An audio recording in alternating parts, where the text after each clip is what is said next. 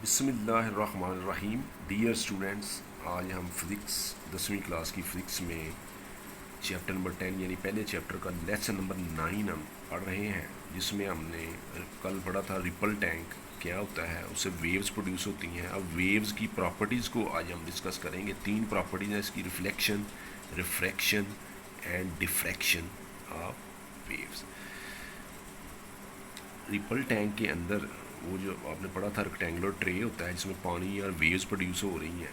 इस ट्रे के अंदर अगर कोई ये वेव जब ट्रैवल कर रही होती हैं आगे की तरफ, तो इसके रस्ते में अगर कोई रुकावट रखेंगे, ऑब्स्टेकल रखेंगे, ये जैसे मैंने ये शो किया है कि ये वेव ऐसे जा रही थी, इसके रास्ते में लकड़ी का कोई पीस, कोई रुकावट आपने रख दी, तो वेव्स उसके साथ टकराने के बाद फिर वापस जो है वो उसी एंगल पे बैक आ जाती हैं।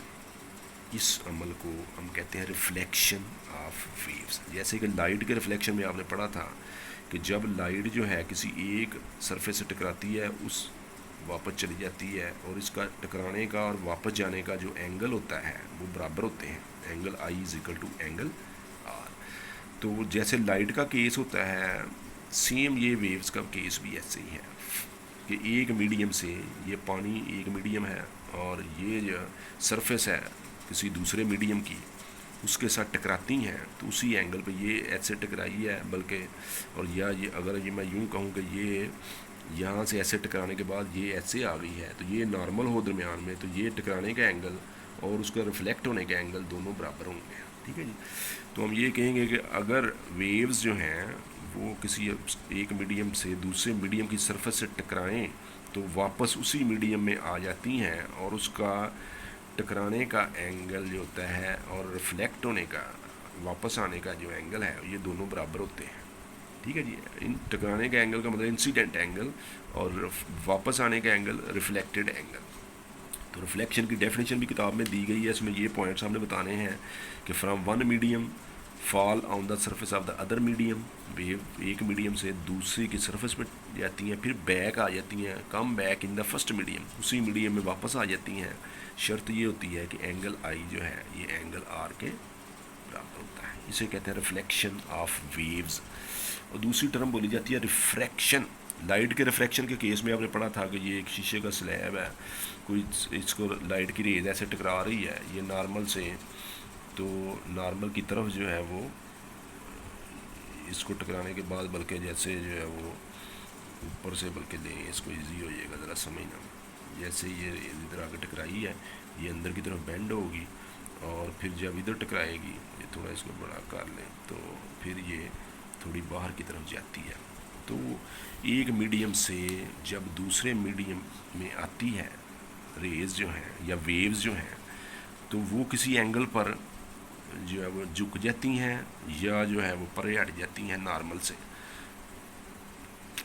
ट्रैवलिंग की जो डायरेक्शन होती है वो चेंज हो जाती है। दूसरे लफ्ज़ों में हम यूँ कह सकते हैं कि वेव्स आई एक मीडियम, ये एक मीडियम है, ये दूसरा मीडियम है, दूसरे मीडियम में आएंगी तो वो उनकी डायरेक्शन चेंज हो जाएगी।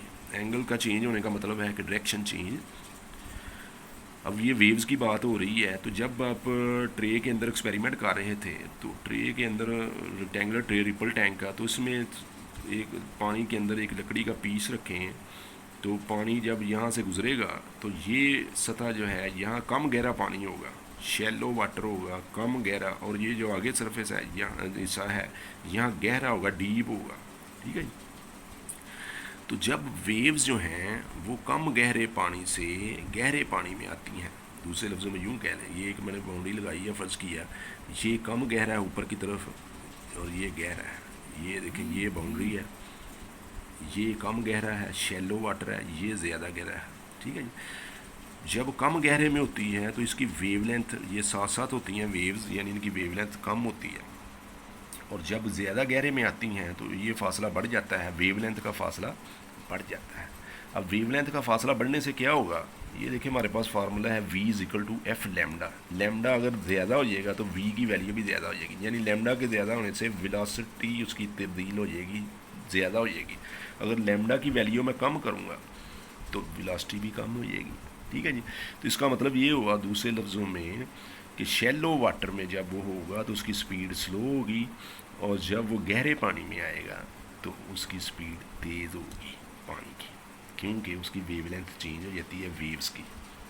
ये बड़ी अहम बात जो मैंने आपको बताई है, मैं आसान तरीके से किताब में जिस तरीके से भी दी गई है आपने करनी है, लेकिन ये पॉइंट्स याद रखने हैं कि जब वो कम गहरे पानी से यानी ज़्यादा गहरे पानी में वेव्स ट्रैवल करती हैं तो कम गहरे पानी में उसकी वेवलेंथ कम होती है, और उसका मतलब है उसकी स्पीड कम होगी, और जब ज़्यादा गहरे पानी में जाएगा तो उसका वेवलेंथ ज़्यादा होगी, यानी उसकी स्पीड भी ज़्यादा होगी। इस अमल को रिफ्रैक्शन कहते हैं, वेव्स का, रिफ्रैक्शन ऑफ वेव्स।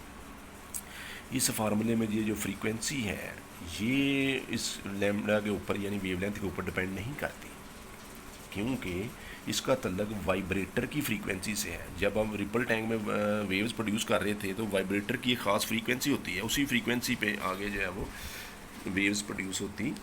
फ्रीक्वेंसी का मतलब है एक सेकंड में जितनी वेव्स गुजर रही होती हैं किसी एरिया से, उसको उसकी फ्रीक्वेंसी कहते हैं। तीसरी टर्म है डिफ्रैक्शन ऑफ वेव्स। डिफ्रैक्शन क्या चीज़ होती है ये भी मैं आपको थोड़ा सा एक्सप्लेन करता हूँ जी, कि वेव्स यहाँ से ऐसे ट्रैवल कर रही हैं तो इसके रास्ते में ये जो मैंने एक बनाया हुआ है, एक लकड़ी का पीस है, ये एक लकड़ी का पीस है, दरमियान में से खाली जगह है, ये ऑब्स्टैकल कहते हैं इसको, या वेव्स इसके साथ रुक जाती हैं, यहाँ से भी रुक जाएंगी, ऑब्स्टैकल रुकावट है, और ये खाली जगह में से वेव्स गुजरेंगी, इसको स्लिट कहते हैं। ये जो एरिया नज़र आ रहा है आपको खाली, स्लिट है, खाली जगह है रुकावटों के दरमियान। तो जब वेव्स के रास्ते में कोई जो है वो आप ऑब्स्टैकल इस तरह रखें कि उसके दरमियान स्लिट हो, तो वेव जब उसमें से गुजरती हैं तो वो कर्व्ड रास्ते पे चली जाती हैं। कर्व्ड का मतलब होता है, कर्व्ड एक ऐसी चीज़ होती है जिसको बड़ा करें वो दायरा बन जाता है, यानी सर्कुलर मोशन होती है। अब इसमें दो चांसेस हैं, अगर तो वो स्लिट, ये जो स्लिट है इसका साइज़ इसकी वेवलेंथ से बड़ा हो तो फिर ये मामूली सी वो सर्कुलर पाथ में जाती हैं, लेकिन अगर ये स्लिट जो है ये वेवलेंथ के बराबर हो, लैम्डा के बराबर हो, तो फिर ये मुकम्मल दायरे में हरकत करती है। किसी शार्प एज या कॉर्नर ऑफ द ऑब्स्टैकल से वेव्स का बेंड होना या स्प्रेड होना, इस अमल को डिफ्रैक्शन कहते हैं। इस अमल को डिफ्रैक्शन कहते हैं, यानी कि उसके रास्ते में अगर कोई ऐसी रुकावट रखें और उसमें दरमियान खाली जगह में से या उसके कॉर्नर में से वो जाएगी तो वो मुड़ जाएगी, बेंड हो जाएगी या स्प्रेड हो जाएगी सर्कुलर पाथ में, सर्कुलर, इस अमल को डिफ्रैक्शन कहते हैं। एक और टर्म यहाँ पे यूज़ हो रही है आपके बुक में, उसको कहते हैं वेव फ्रंट्स। वेव फ्रंट्स क्या होते हैं? Surface on the wave, all points of the wave same oscillation. Waves के ऊपर वो तमाम पॉइंट जिनकी वाइब्रेशन सेम होती है उनको वेव फ्रंट्स कहते हैं। वेव फ्रंट्स जो होते हैं ये फॉर्म कंटिन्यूस लाइन, ये एक कंटिन्यूस लाइन बनाते हैं। वेव फ्रंट्स जितने भी होंगे इनकी एक कंटिन्यूस लाइन बनेगी। स्फेरिकल भी हो सकते हैं, प्लेन भी हो सकते हैं, सिलेंड्रिकल भी हो सकते हैं। ये जो लाइनें हैं यानी वेव फ्रंट्स जो हैं ये दायरे में भी हो सकते हैं, सीधे भी हो सकते हैं, सिलेंड्रिकल फॉर्म में भी हो सकते हैं। ये हमारा आज का सबक ख़त्म हो गया। किताब के अंदर इस हेडिंग के तहत जितना जितना भी दिया गया फिगर्स के साथ आपने तैयार करना, बड़ा ही मशहूर सवाल है, रिपल टैंक और ये properties of waves, reflection, refraction and diffraction of waves, important topic.